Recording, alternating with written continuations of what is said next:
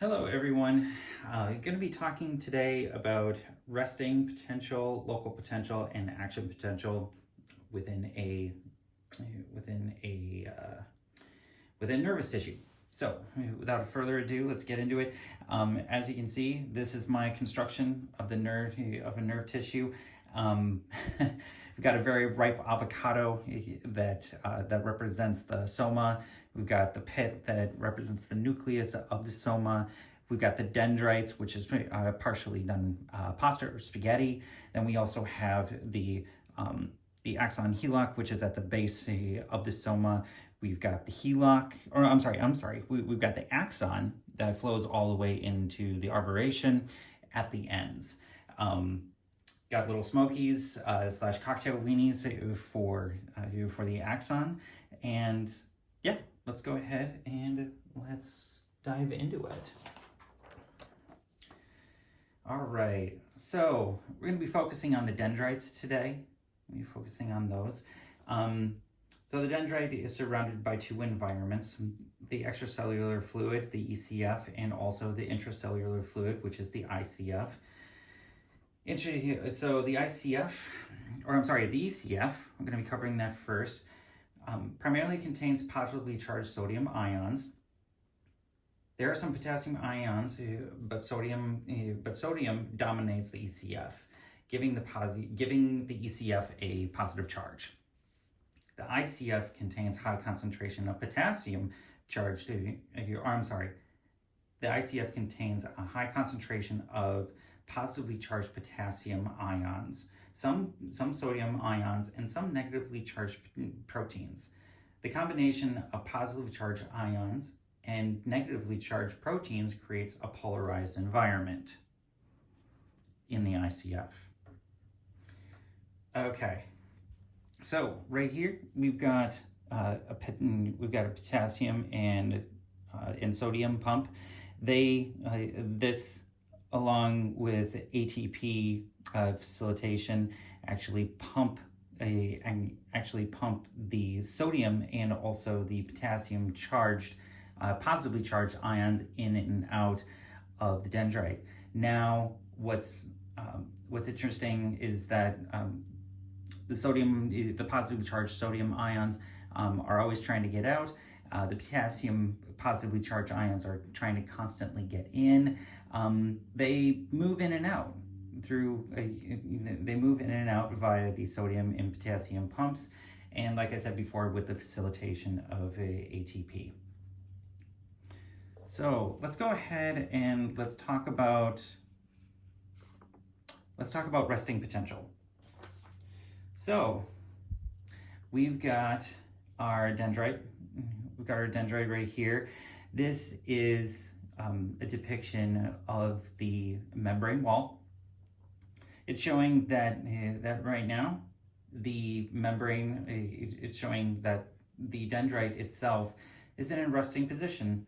It's just like this guy, just hanging out, just kicking back, relaxing, not really doing a whole lot, just resting.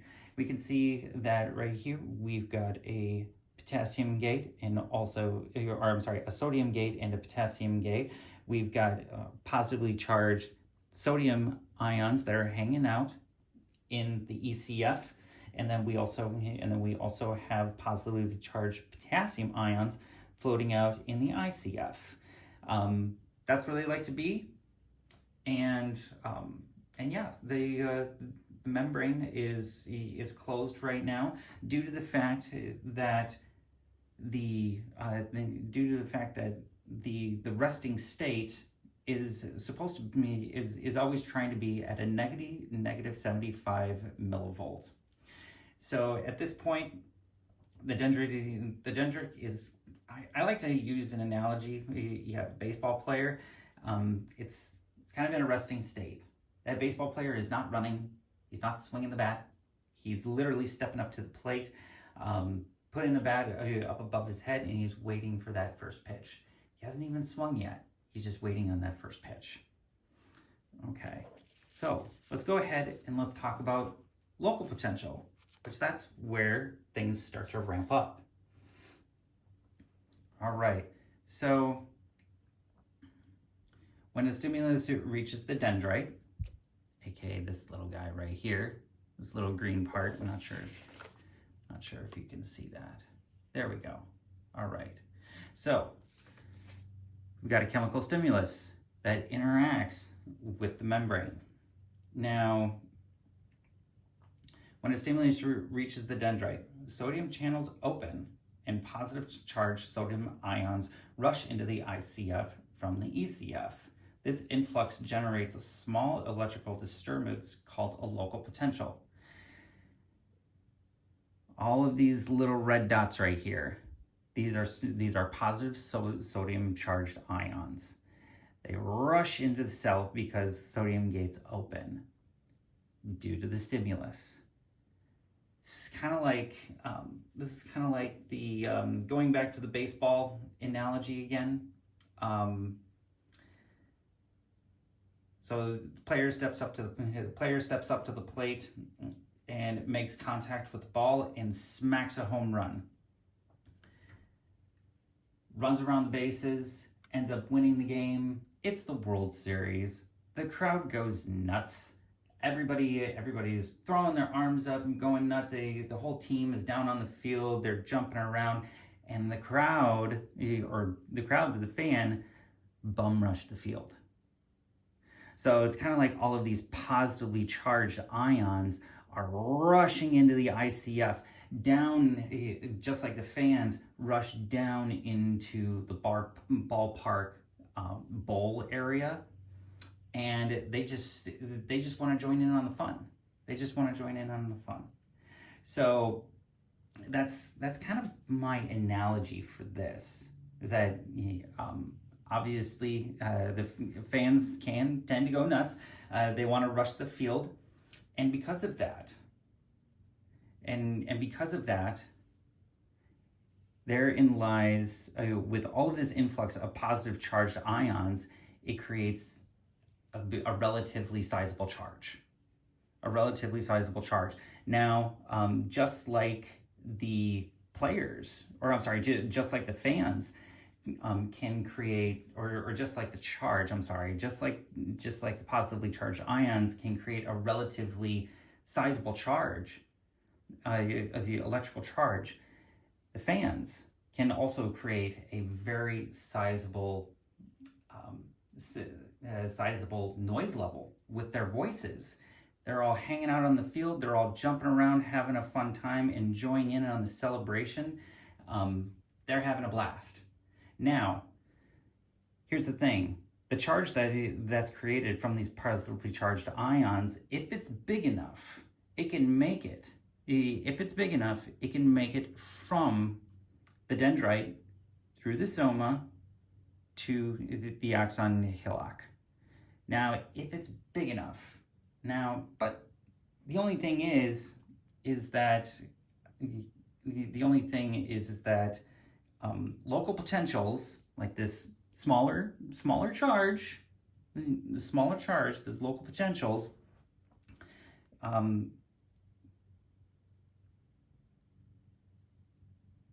they are decremental. Yes, that's what I was trying to remember. They are decremental, which means that they can fizzle out.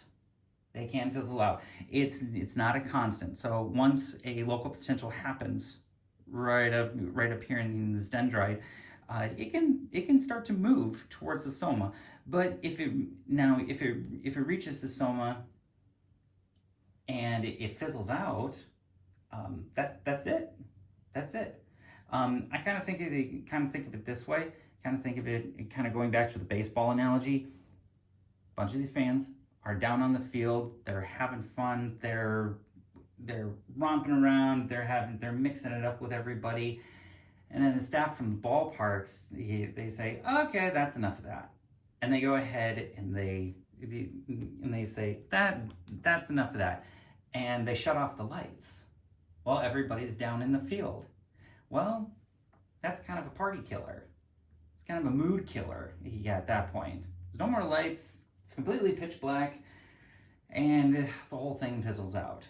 So just like the lights in the stadium turning off when everybody's having a fun time, if that stimulus if that stimulus it ends up diffusing or going away, then so ends the local potential, which means that all of these positively charged sodium ions will eventually be pumped back out.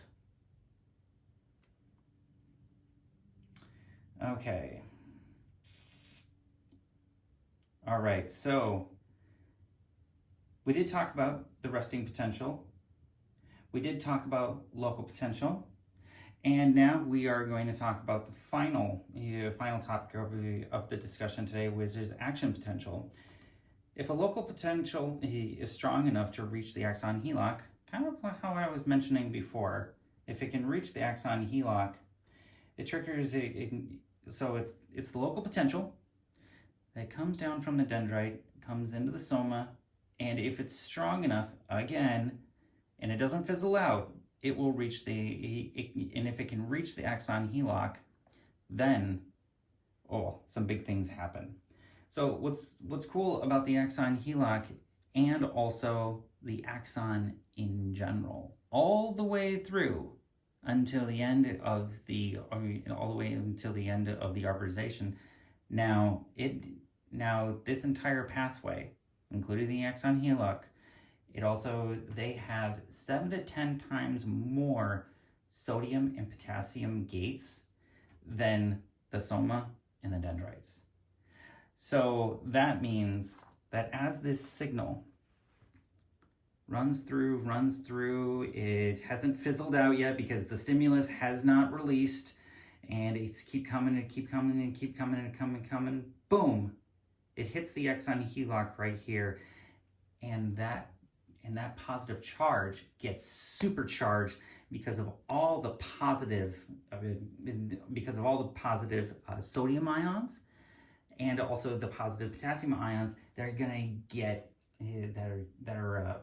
gonna impact that positive charge, which is gonna make it bigger, and it's gonna flow from the axon HELOC into the axon, and each one of these areas, when the charge hits those areas, it's going to continue to grow, and it's also going to pick up speed, which means that which means that charge is going to get to the arboration, and it's ultimately that electrical charge is going to get to its intended destination, whether that's another cell, whether it's an additional muscle or a bone or anything like that. And so that